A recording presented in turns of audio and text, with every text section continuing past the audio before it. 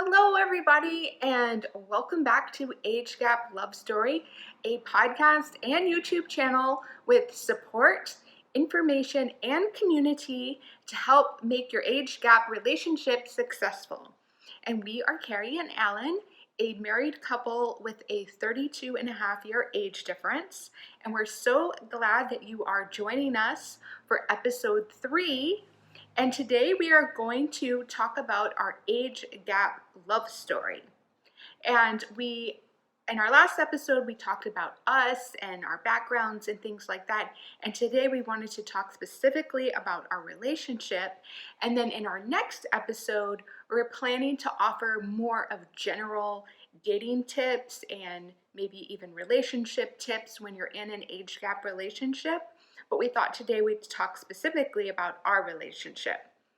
So we are going to answer some questions that we usually get about how we met, how we told our friends and family about our relationship, how we've dealt with criticism and judgment, and how we knew that we were soulmates, and how we've kept our relationship going since 1998. And little side note, yesterday, as we're recording this, July 12th, was yesterday, and that was our 17th wedding anniversary. Yeah, so we had a very nice day. We were at home, of course, because of the virus. We're still pretty much spending all our time at home.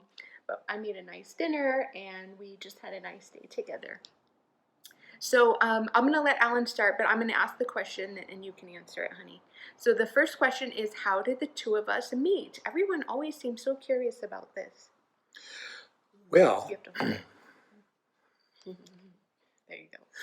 I think I am holding the microphone properly, finally. Okay, how do we meet? I had a business, and one of my clients was a hospital foundation. And Carrie worked at this hospital foundation in an administrative capacity, and I was invited to serve as a speaker for one of their dinners to talk about the area in which I have expertise. So I had to deal with Carrie to arrange the audio visual. That was back in the day when we had slides and screen and handouts and whatever. And Carrie was the contact person to arrange those things. And I had to speak with her several times on the phone because it was way in advance of the date of the dinner for my presentation. And during those several conversations, we became very well acquainted. I had no idea how old Carrie was. I assumed she was younger than I was, which was the mid-50s at the time, but I really didn't know. I had no idea what she looked like. And evidently she did have an idea what I looked like because of previous events that I'd attended with that foundation. Being the highly intelligent and somewhat inquisitive person she is, she evidently went back, am I right, and looked at some of the old photos taken at those previous events, fundraising dinners and whatever, until she found my photo. And so she knew what I looked like. But in any case, I went to the event on the night I was supposed to speak. And when I first saw Carrie, I was rather surprised and pleasantly. I mean, she's quite beautiful, as you've noticed, more so with each day. In any case, so I had her help me take some things out to my car, some handouts that were left over and some other things, and we chatted a bit, and she'd expressed an interest in going to grad school in finance. And I said, well, as you know, that's my area of expertise. If you would like, come out and have lunch with me. I'll show you my office, and we can talk about what my particular area in the world of finance is like. And that was how we met. And I will also add that when we talked over on the phone for those maybe 3 or 4 times, Alan was very funny. And that was new to me. I had never met a man, especially. I mean, I had dated men my own age, and I think we may talk about this later, but I had dated one person about, I think he was maybe 15 years, maybe 20 years older than me, it wasn't serious, but Alan was so funny and made jokes over the phone and actually made me laugh. And that was just a new experience for me to have somebody who is very witty. And I think maybe because I was an English major, I appreciate when people can use words to be funny. And for instance, it may sound silly, but he asked me what the dress code was for the event that we were planning.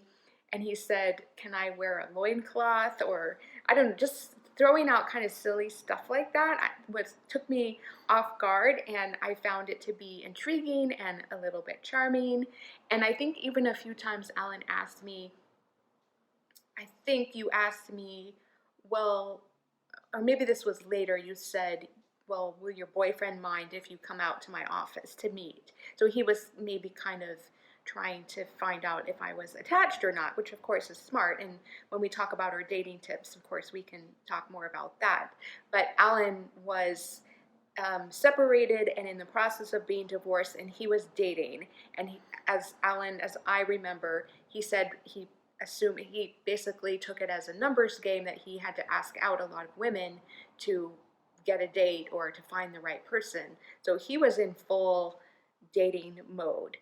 And so that is how we met. And that first night, and I'm not sure if your story is correct about looking your photo up. I honestly can't remember if that was, I mean, I did it, but I don't know if it was before we met or after we met. I can't really remember, because maybe I wanted to see who you were with and stuff like that.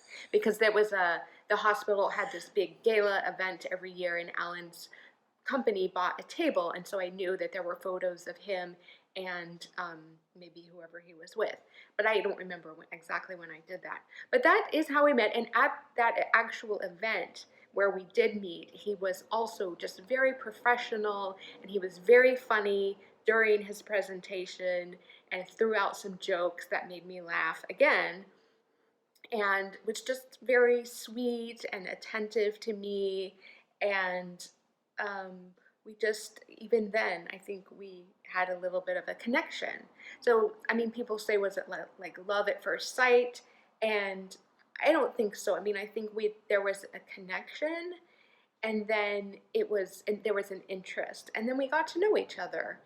Um, and some people usually ask us how old we were when we first met, and I was 23. Think I think I was 23, and you were 55, round about that age. So I was quite young. Alan definitely robbed the cradle there. But we'll get into more of that. So I think that the next question that we get often is, well, maybe how things developed after that, and who made the first move. And I would say Alan did, by asking me to a kind of like quote unquote business meeting. He asked me if I wanted to come over to his office, which was in a different city. We did that on a Saturday, and it was quite a few weeks after the event where we met, because I had to go to a conference, and Alan was in the process of selling his company, actually. So we had a lot going on. So we ended up talking on the phone again. So we kind of continued our phone conversations and got to know each other even better. And just, yeah, things were kind of like an interest was developing, a friendship. And then, so I went to, or actually, I think I misremembered that timeline. I think I came out to your office pretty quickly, and then it was a few weeks, maybe even a month, before we actually had a first date. So I went to his office. It was very formal, because it was like, I was almost doing like an informational interview. So this was our second meeting after that event, which was in an evening. And so this was like a lunch meeting on a Saturday, and a business meeting. And then we ended up, Alan asked me if I wanted to go to lunch. And I think it was maybe at that meeting where you asked me, like, oh, your boyfriend doesn't mind if you're here today. And I said, well, I don't have a boyfriend. And so I think after we went for lunch, you asked me if I wanted to see around the city, because it was a place I was not familiar with, and we drove around. We just had a nice afternoon. And I think maybe at the end of that meeting, you asked me if I wanted to go on a date. Yeah. And I was a little shocked. And when you like to tell a funny story about that, do you remember the phone number? Where I said, oh, I'm not sure, but here's my phone number. I don't remember that. Oh, you used to tell it a lot. That's okay. used to say, oh, I said, oh, I don't know, but here's my phone number. Well, anyways, so then it was a few weeks before we actually had our first date. Um, I don't know, maybe we should talk about our first date. Can we talk about that? Yes, but I think we should all talk about what led to the first date without being too repetitive. It was when we did meet at that luncheon at my office that Carrie and I just seemed to have so much in common. And it was almost more like a friendship or being sort of in sync as far as what we liked, what we didn't like, and just really getting along with each other. The age gap didn't in any way uh, seem to be obvious as part of our discussion or time together that day. And that's sort of what led us to the next time we got together, which, as Carrie said, was there was quite an interval because Carrie was busy and I was busy. So after we had that first meeting in May, we didn't get again together until July, which was our first real date, which I believe was on the 4th of July. And Carrie came out to where I lived, which was about a 30 or minute or 40-minute drive from where her home was, her apartment. And we had a lovely day that day, and things just grew from there. We just got more compatible and more comfortable with each other as time went on. And again, age was, I would say, no factor whatsoever, really. Yeah, I just wanted to say that I definitely agree with that. It was almost like age had no bearing on what we talked about in our conversations. But the only thing I do remember distinctly was I just wished, because I think you were open about your age, and I was just like, I wished that you were 10 years younger, because I just felt like I was like, oh my gosh, we're 32 years apart. And I mean, that kind of blew my mind. And I just remember like, oh, and I told my roommate, that I really liked you and stuff. And I just remember thinking, oh God, why can't he just be 10 years younger? That would be fine. Like 10 years younger, 10 years younger than you were. So then it would have been a 22-year age difference, which for some reason just seemed so much more, I don't know, like I would have felt more comfortable with that. But the fact that you were, 55, like you were older than my parents. I think that was part of my thinking, and just part of like, oh my gosh, is this even have what am I thinking? Can this really go anywhere? And what are my parents going to think? And what are people going to think? And already I think I felt a little uncomfortable, like when we went out. Maybe, I'm not really sure. I'm sure I did. I felt a little like maybe people were staring at us. So, anyways, I do remember that feeling very distinctly. So, why don't we talk a little bit about maybe some of the things that we have found that we don't have in common? Um, can you think of anything specifically? Music. Music and movies to a degree, but I think we pretty much like movies. Over the years, I've been able to introduce Carrie to a lot of the older movies. When we first started talking about that, she thought that anything that was black and white would not really be to her taste. And little by little, she began to like some of the older black and white movies and also some of the old comedians, mainly the Marx Brothers, although I'm still trying to introduce her to like the Three Stooges and Sid Caesar and Jonathan Winters and others. But I think so far I feel I'm lucky getting her to like the Marx Brothers. But as far as other things, there just didn't really seem to be any gap in our preferences as far as food, as far as travel, as far as how we felt about uh, just about everything, really. Yeah, and I would say on my side, so we still have kind of a mismatch with music, but Alan is very accommodating. He doesn't force me to listen to the oldies. I think if I hadn't maybe listen to the oldies with my parents, I might be more open to it. But it's just not for me, that type of music. And so Alan is sweet and doesn't force me to listen to like the 50s and the 60s. The 40s, okay. I'm actually okay with the 40s, music from the 40s, because that's not something I listen to with my parents. But my parents always listen to the oldies. And so I don't know, I just can't listen to it with you. And then I would say, from my perspective, the things that we don't have in common might just be like, because I mostly grew up in the 80s, just like those TV shows. Um, I don't know, like, um, yeah, TV shows. And I mean, some things there's still overlap, because these, like watching, say, Star Wars, you took your kids to see Star Wars, and I love Star Wars. But things that are really specific to the 80s, because your two daughters are actually a little bit older than me. But so things that are really specific to my generation, I think, I don't know, I mean, silly stuff like Sesame Street. I mean, Sesame Street, but maybe like Capri Sun. Like, that was a drink that was really popular when I was in elementary school. So, like, random things like that. Maybe um, I don't know, like certain video games that I played. Whereas if I was dating somebody my own age, we'd probably have that in common. But I mean, it's not a big deal. And in fact, sometimes I think it's fun, and it expands our horizons to explain these things to each other, and kind of explain what it was like when we were growing up. I love hearing stories about when you grew up. I think it's very interesting. On that point, because Carrie and I spend virtually every day together, almost every hour, even though she may be in a different room. She, I think, knows more about me and my family history than actually my children do.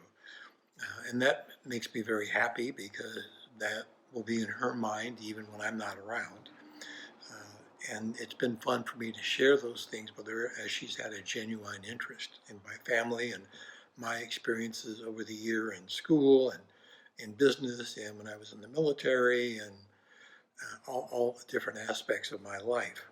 Again, because we have so much time to share things with each other. On another subject, one of the questions we get is, have we any interesting stories to tell about how people have reacted to us? And I believe we shared two of those stories, as I recall, in either our previous episode or the one prior to that. On one occasion, about the two older gentlemen on the bus that thought Carrie was either my daughter or my girlfriend, and were shocked when I said she was my wife.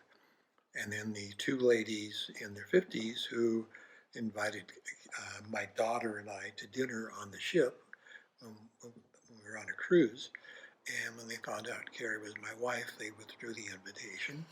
And there's one other that I haven't shared with you, and is when I first became serious with Carrie, I informed my younger daughter uh, early on, and she's about 5 years older than Carrie, so she was about 28 or so when I, maybe 29 when I really got serious with Carrie. And when I told her that I was serious about a younger woman, she she said, "Well, Dad, how young?" And I said, "Well, she's 23." And my daughter said, but I said, "She's very mature." And she thought a moment. She said, "Well, how mature does she act? Like 24 and 25?" So that was one unique story. Uh, and although we may talk about this again a little bit later, as far as any pushback or bad situations, uncomfortable situations we've had, I would say that both Carrie and I have noticed it often with couples that are older, anywhere from like their 50s on up, that very often our relationship doesn't really matter to the husbands so much. But often I think the wives feel either threatened, which I could understand, or uh, just uncomfortable with a couple where there's such a big gap. I don't know whether they feel it will give their husbands ideas, or that they just think it's shameful that I'm dating a woman that's so much, or married to a woman so much younger. But we have noticed that resentment, not often, but on occasion. And of course, that usually puts a wedge between any possible friendship. And I would say over time, our maybe sensitivity to that has diminished. And I mean, the way I see it is if people want to be friends with us or they're genuine people who are friendly and open-minded, then they don't care. I mean, I can think of one couple, I mean, many couples who they just don't even bat an eyelash. I mean, maybe they talk about it behind our backs, but they are very friendly and it's not an issue. And if people have an issue, then, that's really their problem. And where at the beginning of our relationship, when I was so much younger, I really cared about what people thought and if people liked me or people's judgment of me. And I can say with 100% certainty now that, I don't really care. I can't control what other people think about me. I know that I'm a good person. I know that you're a good person and we love each other. And so if people don't respect that, then that's really their problem. And if they don't take the time to know us, then that's their loss. And there's nothing we can do about that. Be sure to hold it. On that point, for the older person that is listening to our podcast, just let me say that as you are probably aware, the older you become, the less you become concerned about appearances or how other people think, as long as you don't embarrass or hurt somebody, hurt their feelings. I mean, it's really, it's immaterial how somebody else perceives what you do or what you think. Again, as long as you're not hurtful or insulting. Another question we get is, do we have children? And we do not have children as a couple.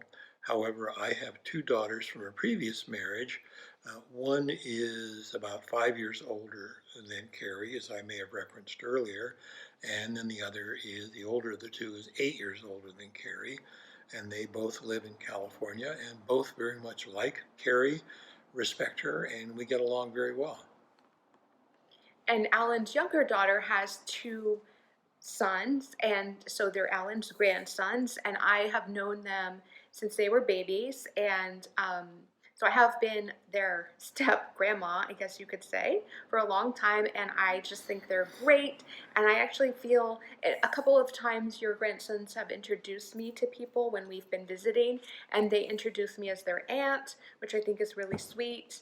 And I love them, and I do really like your two daughters.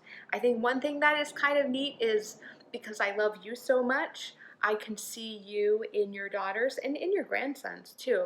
And in a way, it's like, because I love you so much, of course I'm going to love them because they're part of you. And so that's been neat. And I'm sure people are wondering and maybe concerned, like as the younger person in the relationship, if you want children of your own, or why did I not want children of my own? And I think that is, of course, an extremely personal decision. And I always assumed that I would have children. I've always, I was the oldest of all my cousins, like 15 cousins. So I always took care of little ones. I had a younger sister. And first of all, I was really good with kids, but secondly, I knew how much work they were because I babysat since I was 10 or younger, probably. And so when it really became a reality, like, well, should we have children or should we, try? And I don't know. I just like, um, I just knew kind of what I was getting into if we decided to go that route. And so for me personally, it was not something that like I had to do to have my life be complete. And I love being around kids, but I also love not having to raise them. And so, for me personally, I've been fine with not having children. And I have also maybe always had in the back of my mind about adoption or fostering children. But again, I've just been so busy with like building my career and my education, and knowing that you're not really super into raising children again, it's just really hasn't been a huge issue for us. When we discussed the subject of children and Carrie asked me what my thoughts were, I said that I do not want to start a new family. Having two children from my previous marriage, I knew what a responsibility it was, and I wanted to focus more on freedom and enjoyment of life after turning 55. Carrie asked me to keep an open mind, and I said I would keep an open mind, but I definitely prefer not to have children. And as time went by, Carrie came to the conclusion she just discussed with you. So it worked out well for both of us, and I think today, looking back, it was very much the right decision. You going to talk about reactions other people had? Yeah, I just want to say one thing. I just wanted to say one thing though, that we've had cats pretty much since we've been married, and they kind of feel, for me, they fulfill my maternal instinct. We're like very devoted to our cats, and at some point, I would like to introduce you to them. If you follow us on Instagram at Age Gap Love Story, then I promise I'll put some pictures up of our cats. But they are our babies. You know, we call each other our mom. We're their mom and dad, and so for me, they fulfilled my maternal instinct, at least up until now. And I'm 45 now, and I'm definitely, no way am I having babies now. So, okay, so I know one thing that people want to know is, because I had so much anxiety about your age and telling my family, people want to know how that went. And I will say that I was kind of a wimp. Well, first of all, I think I talked about my relationship with my mom was pretty strange. We had had a falling out incidentally about another relationship I had had. It was not because of an age difference, it was actually because of a race difference. And that happened, I was pretty young, like 19. It was my first boyfriend. And I think that really put a big wedge in our relationship with my mom. So, and I had mentioned how I was pretty independent, starting pretty early on. But I didn't want to deal with her reaction. So I hid our relationship from her for 3 years. And if you are hiding your relationship, you're listening to this or watching, I know it's hard. It's very hard. Once I was open about our relationship, it was like a giant weight was off my shoulders, but it was really hard. And I had a therapist, a family therapist. Alan didn't go. I just saw this therapist on my own, and she helped me a lot. So I would encourage you to have outside support. Of course, your partner, I'm sure, would support you, but it's nice to have like an objective opinion of a therapist who says like, well, you know, let's try to understand where she's coming from and try to help the communication. But I'll just say that when I was actually kind of forced to tell my mom because Alan proposed to me. 3 years into our relationship, he proposed, and it was like, oh, I'm not going to get married and not tell my parents. So my parents were divorced, by the way. So when I did tell my mom, it was over the phone, and it was a really bad reaction. She hung up on me. She was very upset, and I mean, I can see from her perspective. And actually didn't even tell her, well, he proposed. I just told her that we were in a relationship. And so she thought, you know, I was being used. He would never propose to me. Oh, by the way, Mom, we're living together. So I can understand her perspective. She was very, very upset. My dad, on the other hand, was pretty open-minded, and I would say he was always more of kind of a open-minded, easygoing type. I think I take after him. And he had been divorced, obviously, from my mom. And I remember him saying, well, you know, I'm not really one to give relationship advice, but he was pretty much like, if you're happy, I'm happy. So I really appreciated that. And my grandfathers had passed by that time, but both of my grandmothers were really supportive. I mean, they were elderly, and I think they just, like, when they were so old that they almost like, they look at anybody below like 80 as kids. So I almost don't even know if they realized we had such an age difference. Actually, I met both of Carrie's grandmothers, and I have to say I liked them both, and I think they liked me. We got along quite well. On the subject of our proposal, do you want me to discuss that now, or are we going to talk about that later? Go for it. Okay, well, we had taken some trips to Hawaii. I can't remember which one this was, or second or third, I don't really remember, before we became engaged. And on the occasion of wanting to become engaged or propose to Carrie, I had a ring made up from a diamond I inherited from my family, actually, who had passed away. Both my parents were gone at that time. Anyway, I had this ring and I had it made into a wedding ring. And I had it all ready. I think I had the correct size. And I put it in a little bag, a Chinese silk bag that something else had come in, a piece of jewelry that um, we had bought a long time ago that I think Carrie had really forgotten about, or I had, but or some trinket. Anyway, so I put the ring in the bag and I hid it and had taken it to Hawaii. And Carrie saw it when I was taking things out of my carry-on, and she said, "What's that?" I said, "Oh, it's a little adapter for my computer or something of that sort." I said, "I'll show it to you later. Maybe you can help me hook it up." I don't really remember what I said, but it was some subterfuge. So anyway, that was the ring. And at the right time, we were walking around the hotel, and there was this balcony that had a beautiful view of the beach, Kanapali Beach in Maui. And I said, why don't we sit down here and enjoy the view? And so we talked for a moment, and then I pulled the little package, the little cloth envelope out of my pocket, and I asked Carrie to marry me. And You then got down on one knee. on one knee, yes, and I whipped out the ring, and Carrie's eyes rolled back in her head, and she almost fell off of the seat and became extremely nauseous and nervous, began to sweat bullets, and she said, "Let me think about it." So that's where we were, and that was followed a long time later when she finally did tell her mother by what I would call the third degree that I had from her mother, which is perfectly understandable and warranted. I understand completely.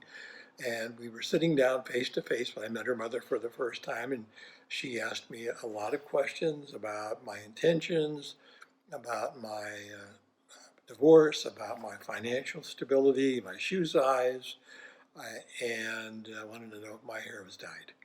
So anyway, and plus about a 3,000 other list of questions.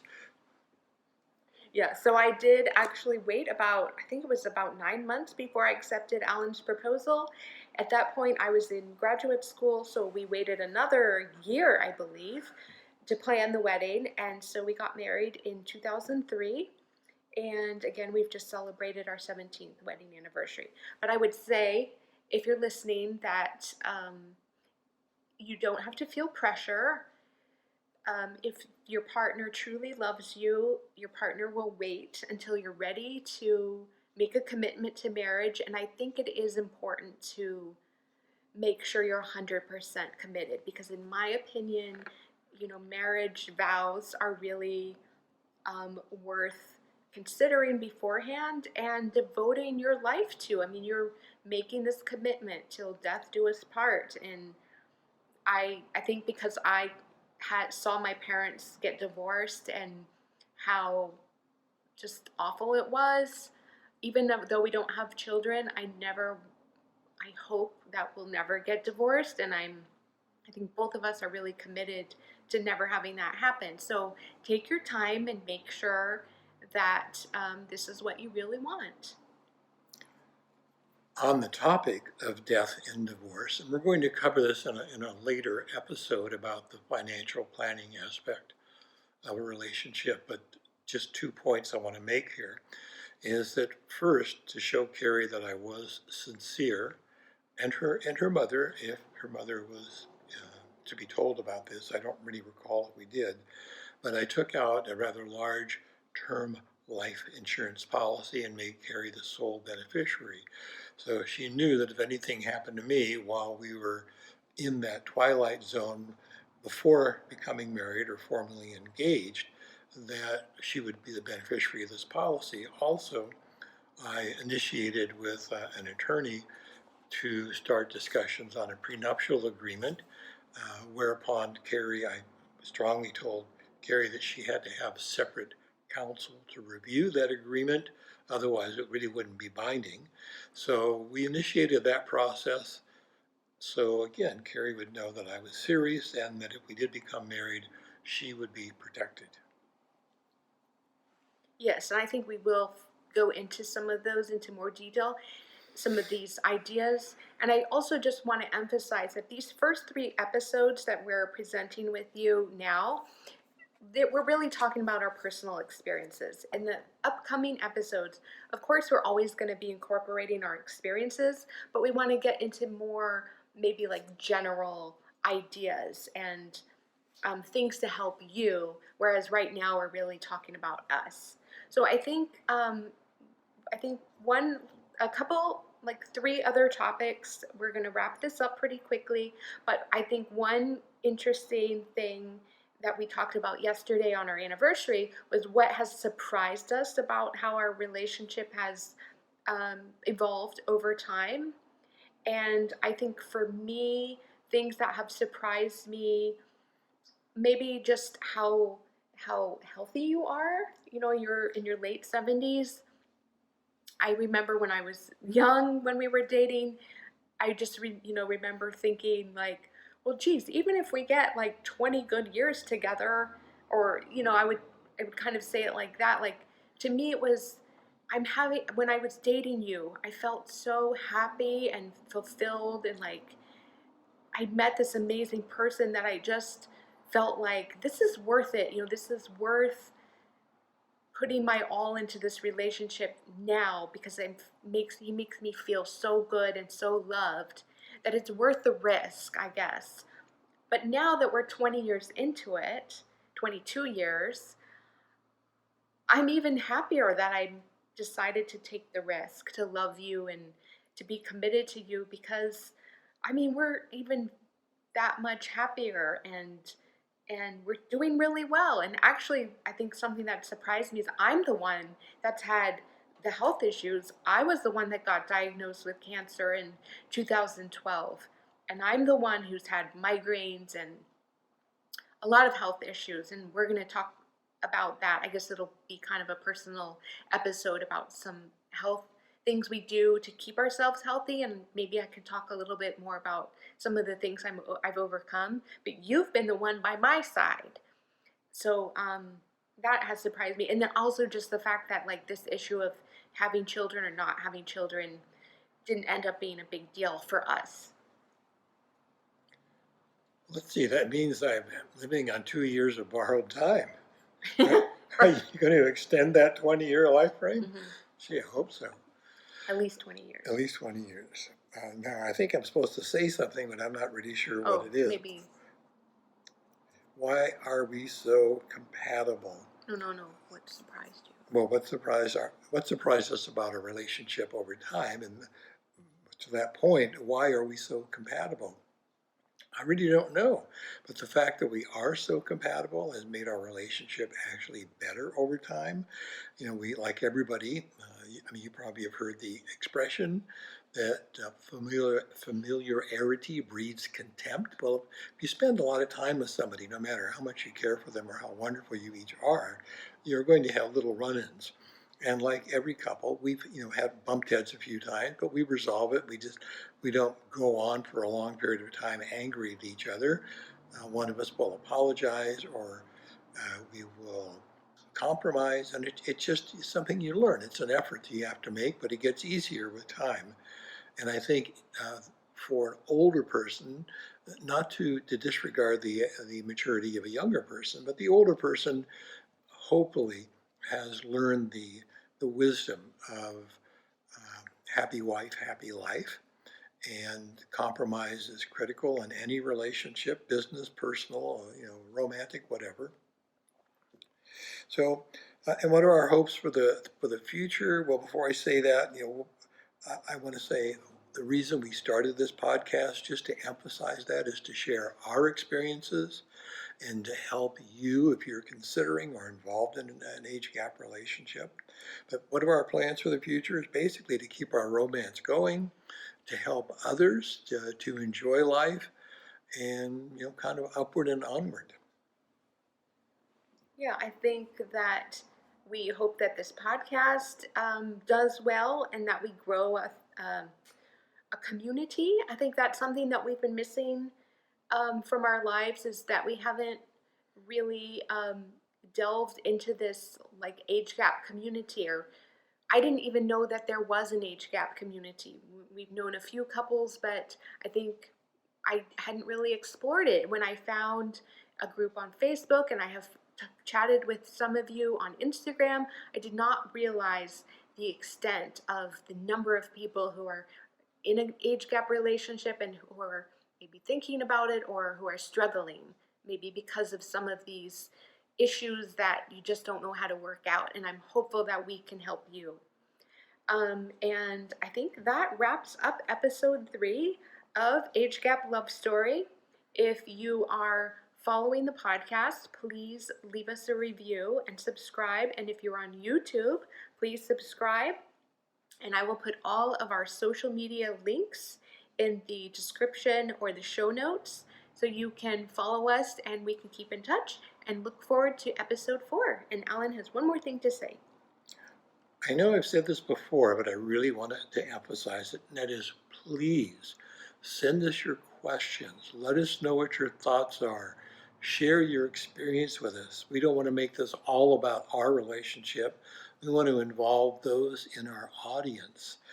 Anything we can do to help you, to provide an opinion or a comment. Again, we're not therapists, but please do. Feel free to ask questions. Nobody is going to be embarrassed. There's no such thing as a stupid question. Ask away, please. Stay well. Bye, everybody. See you next time. Thank you.